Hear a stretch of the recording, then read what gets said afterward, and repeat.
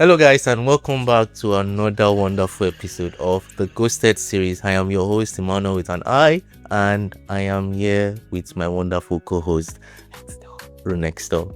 So, a lot of people have been asking me, why is your own Emmanuel starting with an I? And I'm like, me, Emmanuel with E's, there are too many, you understand? So, there has to be something to tell people How that. to sing the song now? Emmanuel Eba EMMA and then reach out with I what the hell? Come on, you have to there has to be something to identify special Emmanuels. You understand? So, guys, let's get into our business of today. Here it goes. I met a former through a colleague, and from the first conversation, the connection was there. She was calm, intelligent, and just had this peaceful vibe. We started talking more, going on dates, everything just soft. No stress, no drama. I really started seeing her as someone I could build with. Later on, we talked about family and background. I told her my tribe. She didn't react, so I didn't think anything of it. But after that, her energy changed. Calls reduced, messages calmed a short. Before I know it, she just stopped replying completely. I don't try reason I'm tired. Part of me, they feel like maybe now my tribe be the issue. But I know sure. And that's the painful thing, not knowing. That's why we are here. Coincidentally, he said, that is why I am here. And that is why we are here too.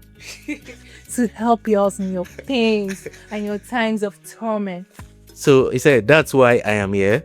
Even I fit reach former and find out what's really happened. I beg, help me. I just want clarity because this one no clear at all. So thankfully, according to the will of God, we were able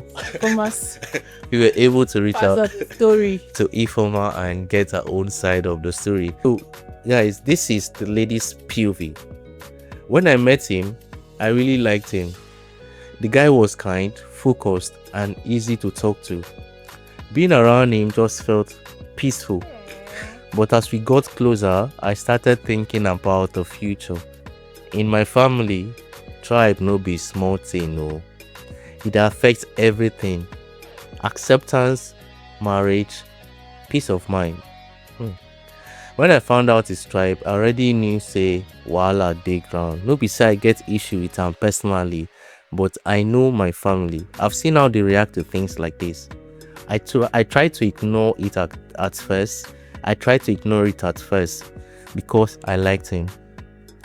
But the more I thought about it, the more I realized say if I continue, a bigger problem will come later.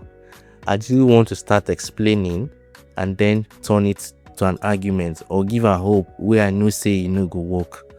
So I just started pulling back and eventually stopped responding. It's no easy, but sometimes you will choose peace early instead of waiting for bigger problem later. Yeah, I don't know what's wrong with you people, the ghosting people. Why don't you not just talk?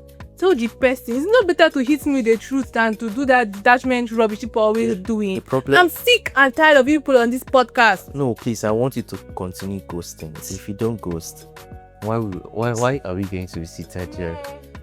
It's annoying now. I want you guys should keep ghosting. Well, if no, continue ghosting, because if I actually enjoyed having this conversation because it just kind of makes me realize that most of you don't have sense. Yes. No, it makes me our viewers have sense. You guys, you're very intelligent. It just kind of makes me realize that a very simple thing as communication can go a long way in resolving issues. Communication and dialogue, just telling somebody. Apart from communication, understanding. Is it not that one came here upon a communication? The team did not see logical. I mean, understanding. Understand what they are saying. That's why you pray for wisdom and understanding. Yes, don't pray for only wisdom. Pray for wisdom and understanding. Because tell me why you are ghosting somebody because of his tribe. I'm so surprised. One is never themselves. Happened to someone that I know. My former roommates in the hostel that year when I was in year one. I went recruited newly. It happened to the girl. So they recruited. I guess for a year. I think I changed too. See, the girl was from Obanliko. That was my mom's side. Yeah. The guy was from Anambra. Do you understand? No, they were so in love. Only for a couple of years later, so I'm like, how far? I want to talk about your guy. It's like, we almost got married though. But his mother said over her dead body, would she marry a Koshibera? Are you serious? Yeah? A Kosovaran. I'm telling you. So why would you get married to get married to Mobali Queen Koshibera? No. That's how the relationship ended. I'm like, so these things really happen. Yeah, I know it happens. But guy, me, I don't know. In my opinion, what if the person is your soulmate? Your other half. You go find another soul. Then you mate. You find another soul and you mate and you become a soulmate. I don't like it. Me, I'm kind of dumbfounded that at least the guy got to know why he was ghosted. So guys, just let us know in the comment section what you think about this. I don't even want to think. I want to know if you will go the love of your life, but love of life is not for me. But somebody out. Once. Imagine you date somebody for 5 years. It can't reach time for engagement or marriage. But clock it, sir. Guys. I'm sorry, guys. I love you guys so much, but no. Guys, we are not.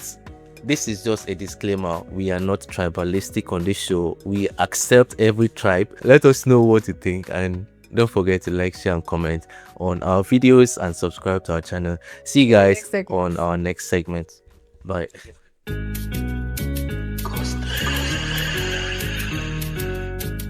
Welcome to Gist with Next Door. I am Next Door and he's Emmanuel and I. And this particular gist is something that is going to be a bit shaky and religious in a way, but I want people to know that this thing I'm about to read, I agree with it 100%. So let's get into it. Do you want us to be open-minded? Yes. Close-minded? Be open-minded, Open-minded. Yes. After. Pastor Kingsley got a tattoo and the internet is on fire. Suddenly, everybody turned into holiness police. Like my pastor will always say, don't listen to me, read your Bible. Let's open the Bible properly, not emotionally. So, come with me. Leviticus 19:28. Do not cut your bodies for the dead or put tattoo marks on yourselves. That is the verse everyone is screaming. But funny enough, that same chapter also says, Leviticus 19:19, do not wear clothing woven of two kinds of material. So let's be clear, by that rule and logic, that your cotton, polyester, nylon and silk outfits you wear to work, school, gym, events or churches makes all of us sinners. Stay with me. Food laws. Since we are enforcing Leviticus 11:7-8. And the pig, though it has a split hoof, it does not chew the cord. It is unclean for you. You must not eat their meat. So pork lovers, bacon enthusiasts, shawarma fans, welcome to the Sinners Club. Leviticus 11:10. Anything living in the water does not have fins and scales is unclean to you. Translation: no shrimp, no crab, no lobsters, no prawns, no oysters. So by logic, almost every seafood platter is a sin offering, and we are all sinners. Let's not forget this one. Leviticus 15:19-20. A woman on her period is ceremonially unclean. She shouldn't enter the temple, and anything she touches is unclean until evening. Does that mean every woman who has gone to church while seeing her period is sinful and needs cleansing? And there's the part that usually makes people uncomfortable. Revelations 19:16. On his robe and on his thigh, he has a name written, King of Kings and Lord of Lords. Written on his thigh. Call it inscription, call it symbolism. Clearly, God is not panicking over skin markings. The truth is simple. These are ceremonial laws given to Israel under the Old Covenant. You can't pick tattoos and ignore mixed fabrics, pork, seafood, menstruation, law, purification rituals. That's not holiness. That is selective outrage. Christianity is grace over law. If tattoos make someone a sinner, then everyone wearing mixed fabrics, eating pork, or enjoying seafood is already condemned. And if your faith collapses because of another man's tattoo, then it was never faith, it was religion with noise.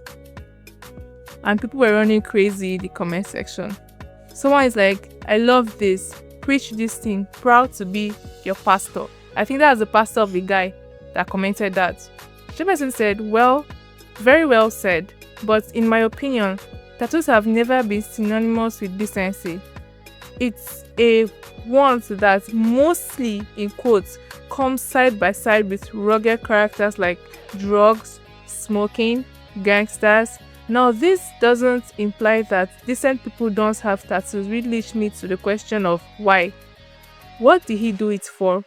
Wouldn't it have been a thing if he had this before becoming a popular pastor? The Bible preaches against ignoring the things of the world severely. More reasons why he shouldn't be needing a tattoo now that he is a pastor. Why go after something that you should be leaving behind?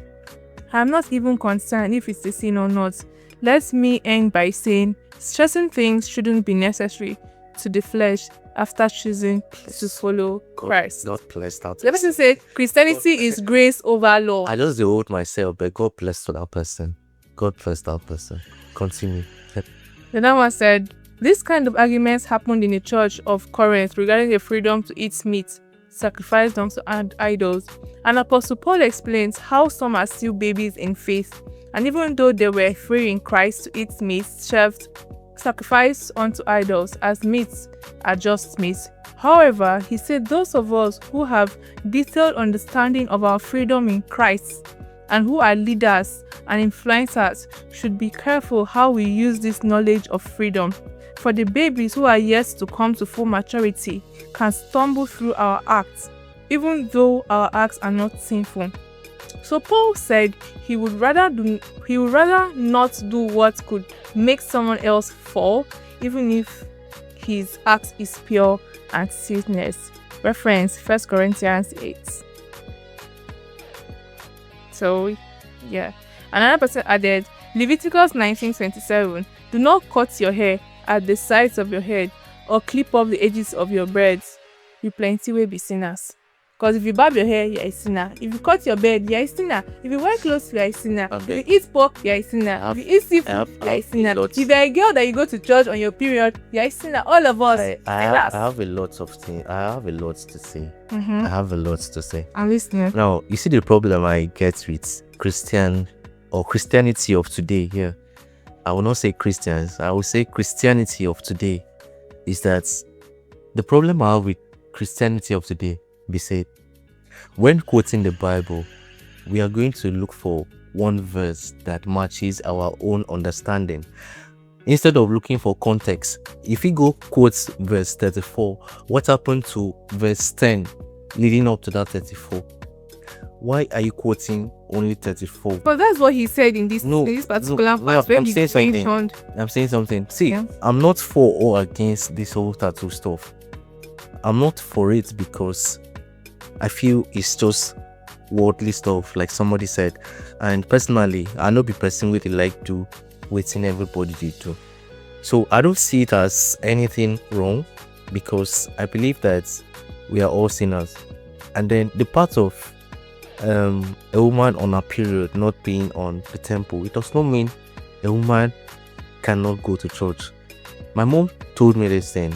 My mom even told me this thing, that a woman, that Bible passage that says women on the temple, I think it's referring to women being on the pulpit. A woman on a period is unclean to be on the temple. That is the pulpit. You cannot stand on the pulpit and preach. See, there's so also you put them that every time a pastor wife is on her period, I mean, it's not on her. See, there is the Bible. But she's sitting on the altar. There is, check your chat GPT. There is a Bible verse that says that prevents women from preaching. I'm being real with you. This is my mom. My mom told me this thing, and I checked it out.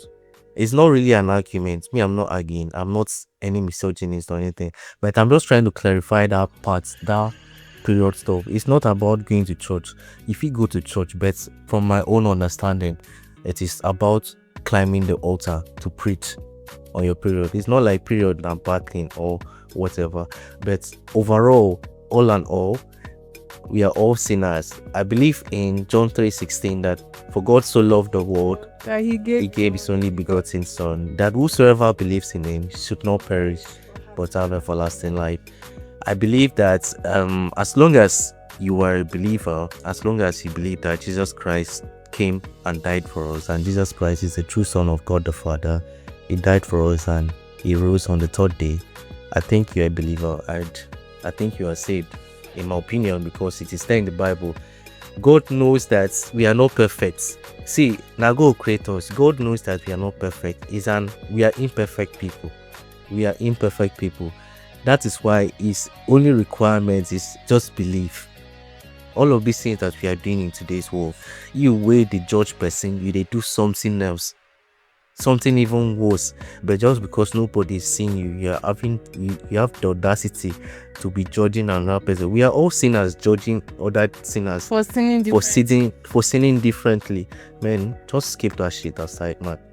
Keep that shit aside. So let's know tattoos or no tattoos. About like, tattoos. Tattoos are not bad, but I just feel it's something that it's a worldly stuff that everybody is a worldly trend that everybody wants to jump on, and I do not do trends. So guys, let us know what you think about this, and let us know if you think tattoos are actually bad or good.